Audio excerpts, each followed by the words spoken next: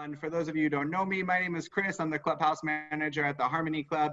I'm just thrilled to see so many people engaged with tonight's program. It's the first of our Harmony's Own series that features club members and their areas of expertise or passion or hobby. And tonight, I'd like to welcome you to the program, A Virtual Trip to London with Alison Gross. She is one of our special Harmony members who have reached out and has been willing to do this virtual event, which is a wonderful opportunity for all of us to get together, see each other on the screen, reminisce about being back at the club. And if any of you can see behind me, we have the ballroom all set up and ready for members to come back. It'll be a very gracious lounge. It's a space that we typically use for events, but now the ballroom will be for members, and I'm excited for all of you to come back and be in here with me. A few housekeeping items before we begin tonight's program. First, as I mentioned, I'll be muting everyone during the presentation. If you log in or out throughout the presentation, when you come back in, you'll be automatically muted. If you happen to unmute yourself, please be cognizant of it and respectful of our speaker tonight by muting yourself. We encourage you to submit questions throughout the program using the chat feature in your Zoom toolbar. We will also have time at the conclusion of tonight's presentation to reminisce about memories of London, trips to London, and to ask questions of our host, Alison Gross.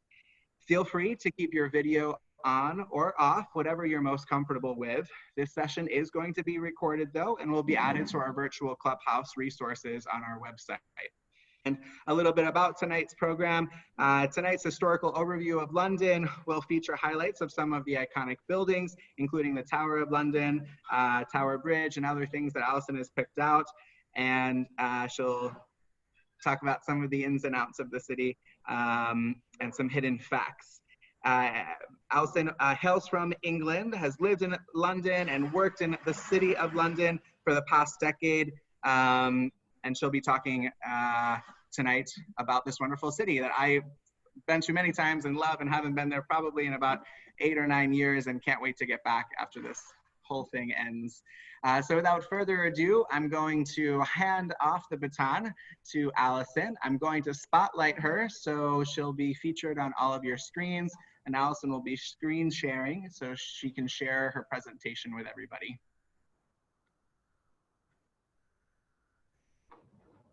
All set. Okay, thank you very much, Chris.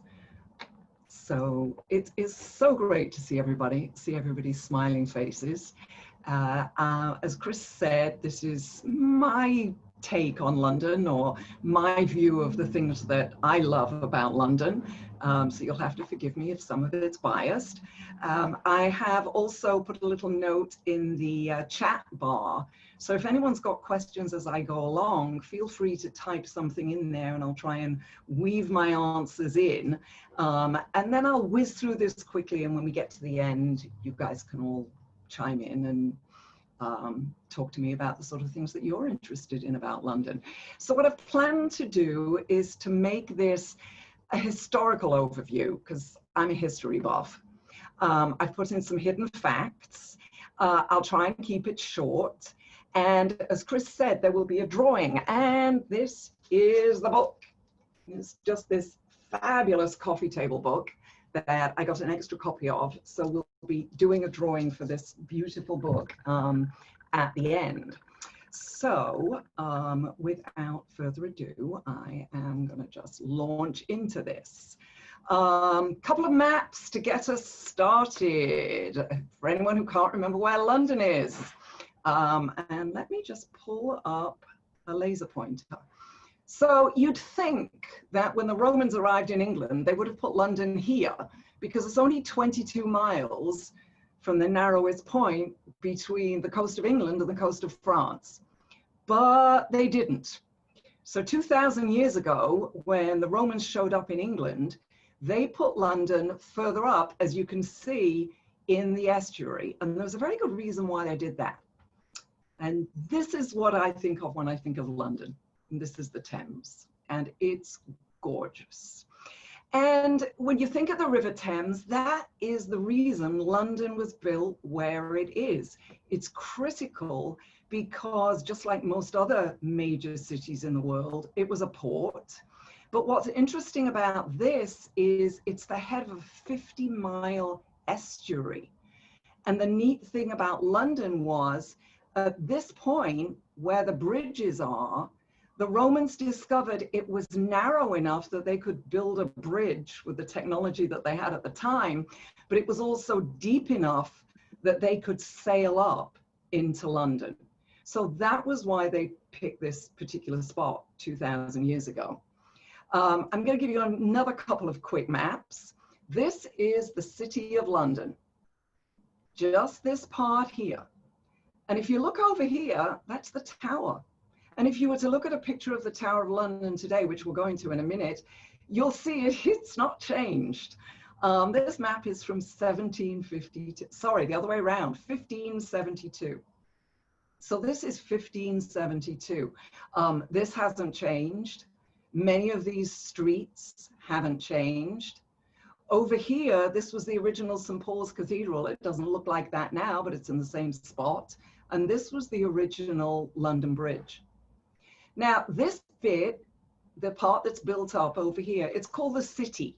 And you'll sometimes see it written, for those of you that are into grammatical errors and seeing things, you'll look at it and go, why do they write the City of London with a capital C? And that's because it's the financial district. It really is the City of London. So if somebody says to you, oh, I work in the city, what they probably mean is they work, like you would say if you were in New York, I work on Wall Street. Wouldn't mean you particularly were on Wall Street, but it meant that you work in financial institutions.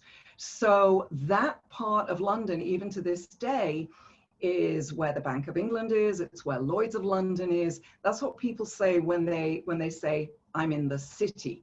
But London itself, of course, is not just that city, which is a square mile. There are 32 London boroughs, and the city grew, and boy, did it grow. And it grew west. So one more map. This is the City of London, the bit in the middle, and it went west, and it went to Westminster. And what we're looking at here is the growth of London. So the smallest part in the middle is 1590. And then you get all the way out here to Westminster, 1690. And then further out this way, 1790. And then in Victorian times, you've got this explosion where it went all the way around here to 1890. And then it filled the whole space up until 1990. Londoners don't talk about going uptown and downtown. You can always spot an American in London because when they're going shopping, they'll say, oh yeah, I'm going uptown, and Londoners will not say that. Londoners will say, I'm going to the West End, because London is really built on this east-west axis.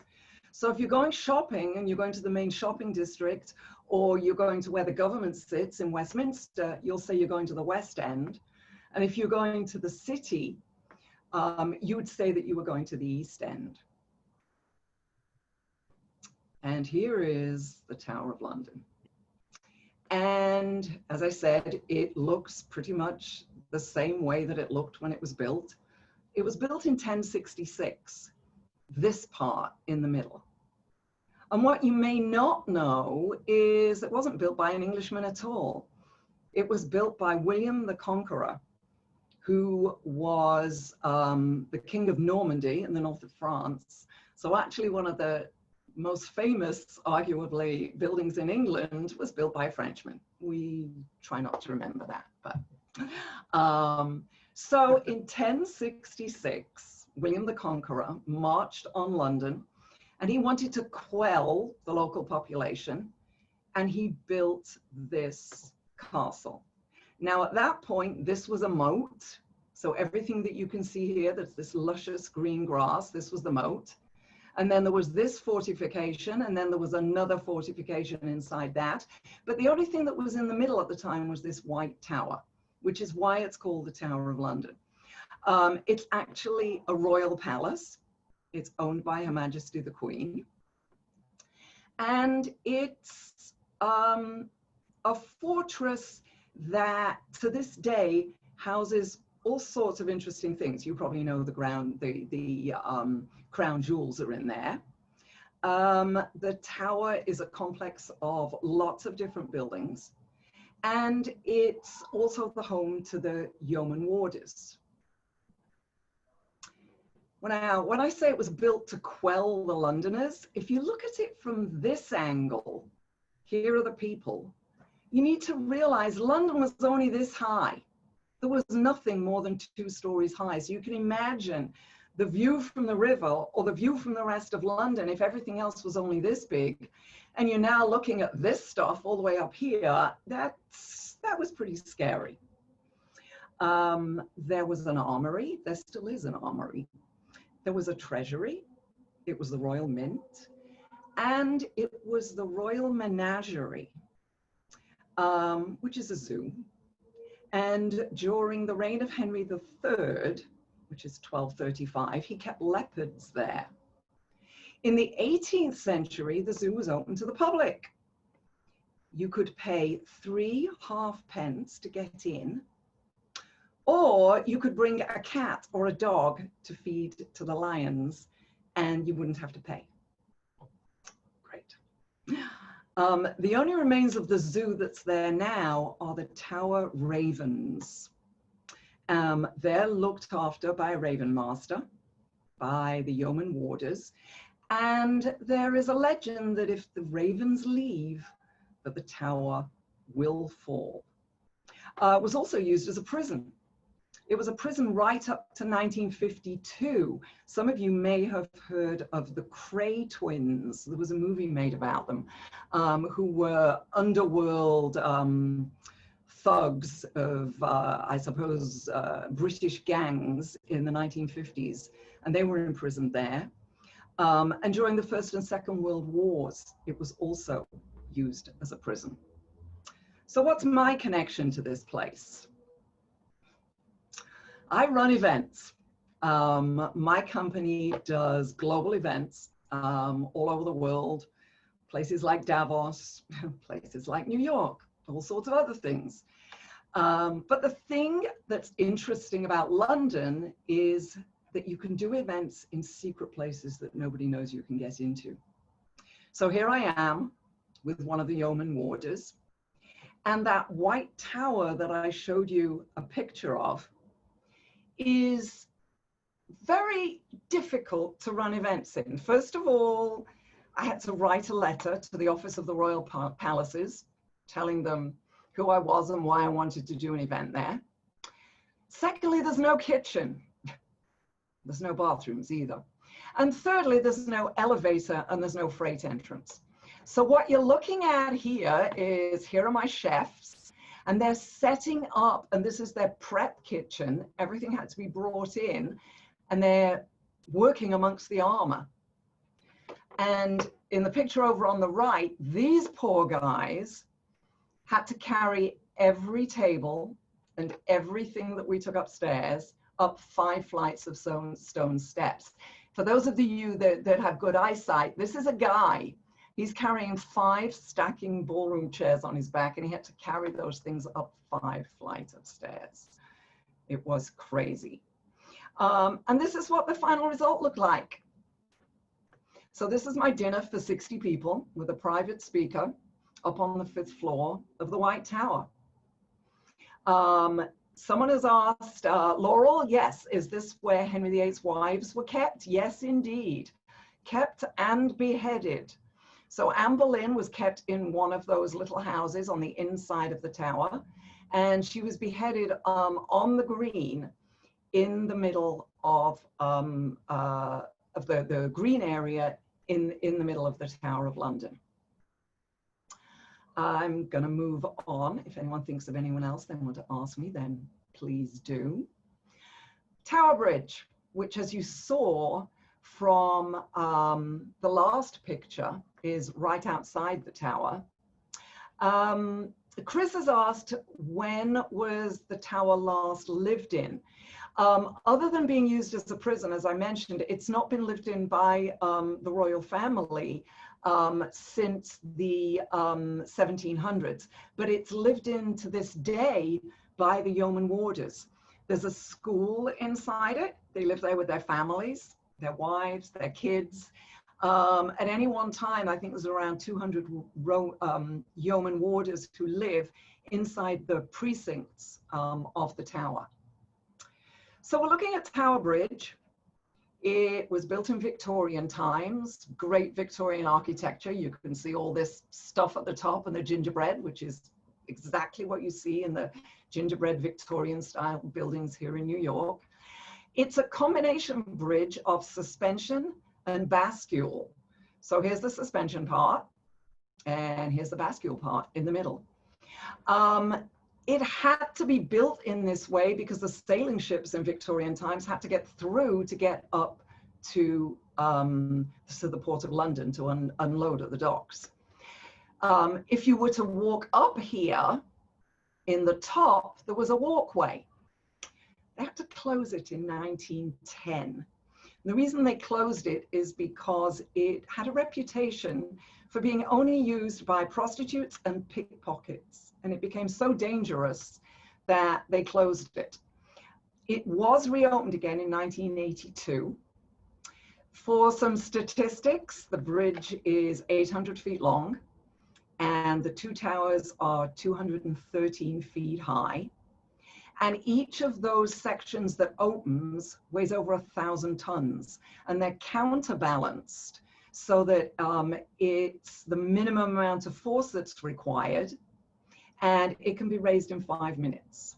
And there is still a part that you can still see from the original workings. You can go inside one of the towers. This is part of the mechanism. It originally worked on hydraulic power with pressurized water. Now it's hydroelectric. And the only remaining parts of the original system are the racks that the lifting part, the bascules, are used on. It's still hydraulic, but right now it's oil hydraulic fuel and not water. And I'm going to move on again. Everybody knows what this is. Houses of Parliament. The only thing is that's not its real name. It's called the Palace of Westminster. The House of Commons sits there and the House of Lords, and those are the two Houses of Parliament. So it got called the Houses of Parliament. It sits on the north side of the Thames, and it's owned by the Queen. It's owned by the Crown. The name of Palace of Westminster comes from Westminster Abbey, which you can see just behind it. This is Westminster Abbey. And the kings lived here until 1512. And at that point, there was a fire. There had been lots of fires, but there was a fire in the royal apartments, so they moved. But although the royal apartments moved out of it, they kept the Parliament here. It's also home to the Royal Courts of Justice, and they were based in Westminster Hall. During the Second World War, it was bombed 14 separate times during the Blitz. Fortunately, not damaged to the point that it couldn't keep being rebuilt, but it was continually damaged. I've talked about Westminster Hall. I want to go in a little bit deeper into that. And Westminster Hall is the picture on the right, although that's a painting of it. And on the left is what you'd probably say is Big Ben. Big Ben is the bell, not the tower. The tower is actually called the Elizabeth Tower after Queen Elizabeth. There's a clock. And there are 5 bells inside, which is why you get that unique, what they call Westminster chime. The Great Bell of Westminster is called Big Ben, but no one really knows why. I looked into it ahead of just talking to you tonight, and no one's really clear as to why it's called Big Ben. The present bell does have a crack in it. It developed a crack very early on. It's considered safe, but that's what gives it its distinctive sound. Westminster Hall, on the right-hand side of this page, is interesting because of its historical architecture. It was originally built in 1097 by William II. So that was the son of the guy who built the Tower of London. At that point, it was the largest hall in England. And the roof, we suppose at this point, was probably supported by pillars, so it had 3 aisles. So here, where you can see the 3 arches, there will have been pillars here because the architectural capabilities of the time didn't allow them to make something this wide. However, 200 years later, something called the hammer beam roof was invented. And this was in the time of Richard II. And they built the roof as we see it today. And it allowed those original 3 aisles to be removed. So it's a single huge open space.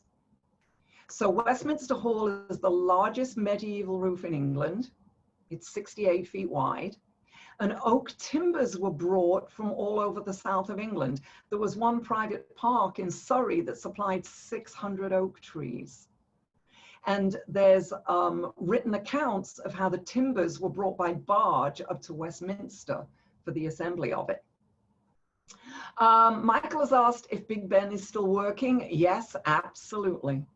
Rings on the quarter hour, it rings the chimes, and on the hour, it rings the bells for the hour. It still sounds gorgeous today. Okay, I'm going to move on to some quirkier, more unusual things that you may or may not have heard of. So I'm moving from famous buildings that everyone knows, and I'm staying away from things like the London Natural History Museum and the Victoria and Albert. And I want to mention some little known secret buildings. And the first picture here is, of course, well, it's called Leighton House Museum. And it's the former home of a Victorian artist by the name of Frederick Lord Leighton, who lived and worked in the 1880s and 1890s. It's the only purpose-built studio house that's open to the public in the United Kingdom, and it's one of the most amazing buildings. It's filled with collections of his paintings, his contemporaries, really a fascinating museum. The picture on the right is the Operating Theatre Museum for anyone interested in the history of medicine. This is a little gruesome and really interesting. It's tucked away up a tiny spiral staircase just south of the river near the Shard, if anyone's familiar with that. It's an old operating theatre with the original viewing stands, and it's also got a museum of old surgical equipment. Another piece of trivia, and as you'll get to know me, and those of you who know me, I love trivia. I love the Harmonies Trivia Nights. But anyway, did you know there was silk weaving in London? And it was brought to England by the Huguenots, the Huguenot weavers, who were French Protestant silk weavers, and who were escaping out of France in the 1600s. Some of them came to the States, though not many of them. It's estimated there were 500,000 Protestants in France. 50,000 of them went to England, and about 3,500 came to America.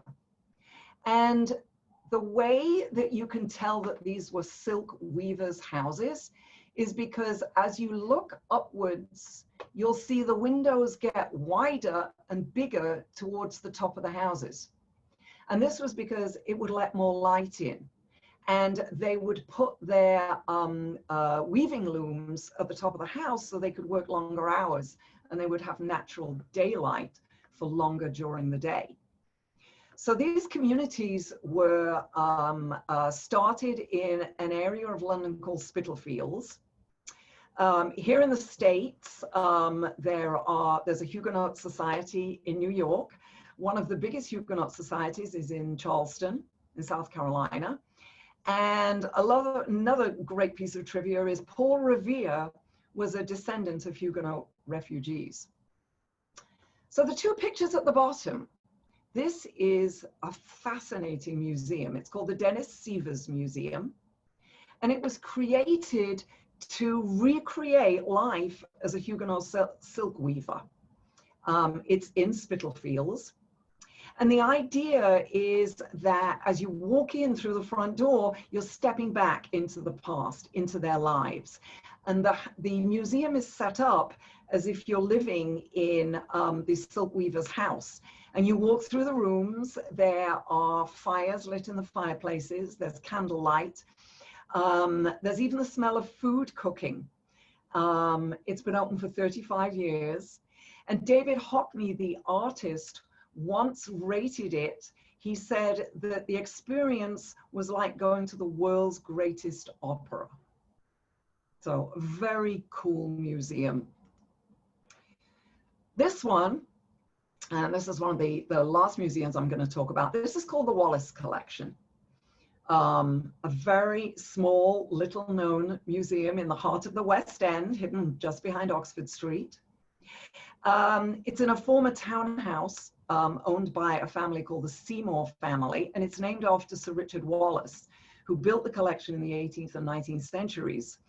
It's filled with decorative arts, fine arts, French paintings, porcelain, old masters. And the brilliant thing about it is that Sir Richard's widow, when she died in 1890, she bequeathed the entire collection to the nation on the one condition that no object could ever leave the collection, not even to go on loan anywhere. So it's intact. Now, this is another place that can be rented for private events. I've done events here. I couldn't wait to. It's fabulous. I wanted to highlight a couple of pictures just because it's just kind of amusing. So this picture on the left, I'm sure you've seen reproduced many, many times. It's called the Laughing Cavalier. The original is in the Wallace collection. The crazy thing is that it hangs at the bottom of the basement staircase on the way to the public restrooms. It's just there on the wall. It's amazing. The other picture that I've highlighted is called The Swing by Fragonard. It's a very small painting. I was really surprised when I first saw it. It really is small. But it caused a sensation when it was first shown, because if you look carefully at it, the gentleman at the front, at the bottom left of the picture, is actually looking up the girl's skirt. So the Brits were horrified when this was first published, which was in 1767. There's also works by Rubens, by Rembrandt, by Velázquez. There's furniture. It's amazing. My favorite painter, I told you I was going to amuse myself here, is Canaletto. For those of you who aren't familiar with Canaletto, he was born in Venice. He worked first in Venice. He's famous for these kind of pictures of Venice. He became very fashionable in the 1730s by the Brits who were doing the grand tour of Europe. And he started painting Venice, but then he did many pictures of the Thames. And this is one of his pictures from 1752 of Greenwich Hospital.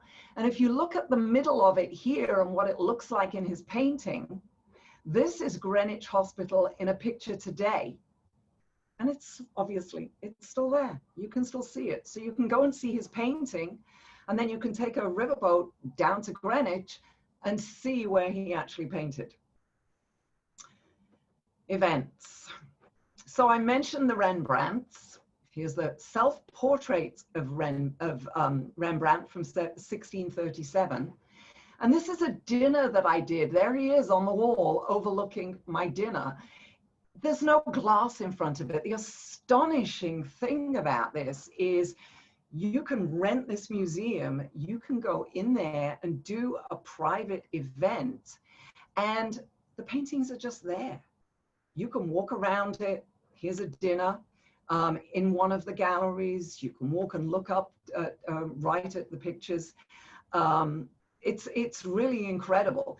Right now, due to COVID, there's a lot of stuff closed, of course, but they have online seminars. So if you simply Google the Wallace Collection, you can join an online seminar and just enjoy the sort of event and the sort of thing that goes on there from your own home. And lastly, to finish, here I am again, it's even possible to hire the Band of the Coldstream Guards. So this was an event that I did in London, obviously. The Coldstream Guards, you probably recognize the uniform. They're part of the bands that play outside of Buckingham Palace. And I did an event opening a building for a major corporation that opened a green building in the heart of the city. And they played and marched in the street outside the building. So very cool. That gets me to the end of my part of this.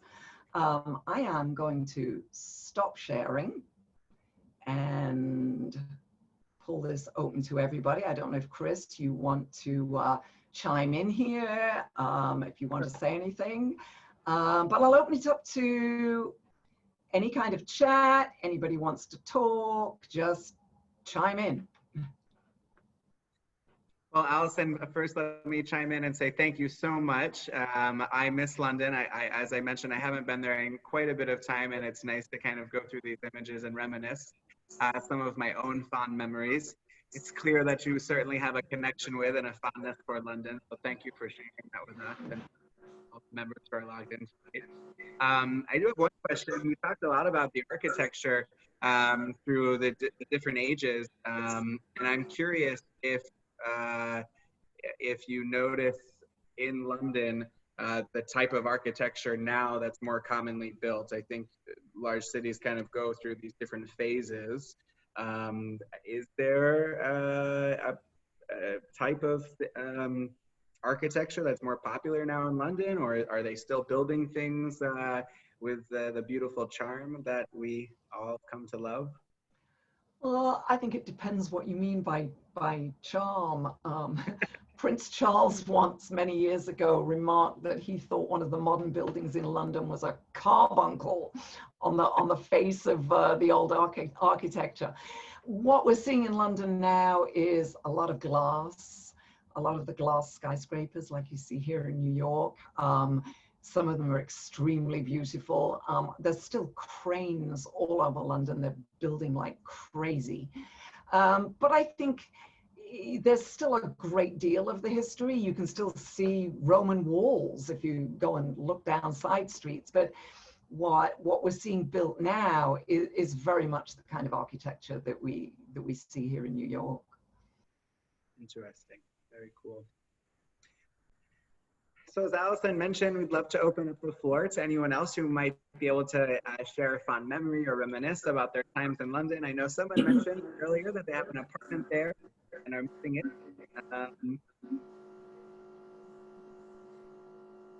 So yeah, I'd love to hear from you guys, reminiscing about trips that you've taken, places that you've really enjoyed, things that you want to share with the rest of us to recommend.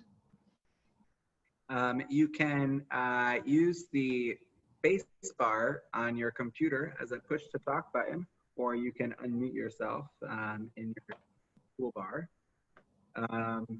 In the meantime, I'll ask another question, or we have some questions coming in the chat. Yeah. Yes, so someone's asked about the Harmony Club in London. There is a reciprocal club in London. It's the RAC Club, the Royal Automobile Association Club, which is very glamorous. It's on Pall Mall. It's a beautiful building. And yeah, there are reciprocal arrangements with it. Yeah, and they actually have two clubhouses. They have their country house and their city house, and we have reciprocity with both of them, I believe. The RAC. Well, at this time, meantime, then, I'd love to, if everyone could unmute themselves, and definitely give Allison a round of applause and being out here and doing our first Harmony's Own series. Well, thanks, and Allison, thanks so much. We had a great turnout tonight. Loving seeing all of the members engaged. If you have any questions about the club's reopening, I encourage you to reach out to me via email, or you can email info@harmonyclub.org. Today was the first day that we reopened for indoor activities in our fitness center, squash courts, basketball court, and locker rooms. And by the end of the month, we're hoping to have indoor dining, our beautiful member lounge now in the ballroom, and the pool and massage services reopened as well. We're working towards that vigorously. And in the meantime, though, members can certainly come and enjoy after dinner or pre-dinner cocktails and drinks and lunch or brunch on Saturdays at Cafe 60, which we've set up outside. And I encourage you to make reservations. We do, the seats do go quickly. So it's been great to see all of you on the screen tonight. Allison, again, thank you so much. We really value you and your time. So we appreciate it. My pleasure.